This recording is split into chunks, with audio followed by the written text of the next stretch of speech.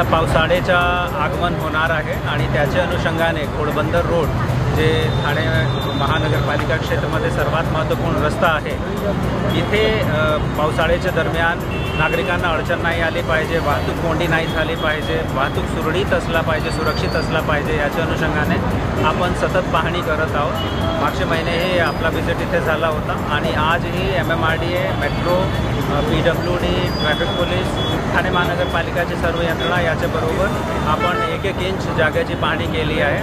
संपूर्ण घोडबंदर रस्ता गायमुख घाटपर्यंत इथे बऱ्यापैकी काम आपले कंप्लीट होत आलेले आहे।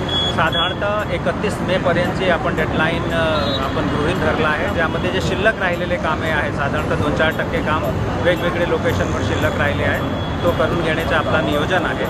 याच्यासोबतच घोडबंदर रस्त्यावर मान्सूनच्या दरम्यान वॉटर लॉगिंग नाही झाली पाहिजे, पाणी नाही अडला पाहिजे, याच्यासाठी सगळे जे ड्रेनेज आहेत, सगळे कल्वर्ट्स आहेत, तो क्लीन करण्याची कारवाई कंप्लीट करण्यात आली आहे। मर्जरच्या कामामुळे काही ठिकाणावर नवीन ड्रेनेज आपण कन्स्ट्रक्ट करत आहोत, तो नवीन ड्रेनेज आणि जुना ड्रेनेज हा कनेक्ट झाला पाहिजे याचीसुद्धा आपण खात्री करत आहोत। बरोबरच त्याचे आपण आता कासरबडवलीचा जे फ्लायओव्हर आहे त्याचा काम कुठल्याही परिस्थितीत 5 जूनपर्यंत कंप्लीट होईल याचीसुद्धा सूचना आणि निर्देश MMRDAला देण्यात आलेला आहे।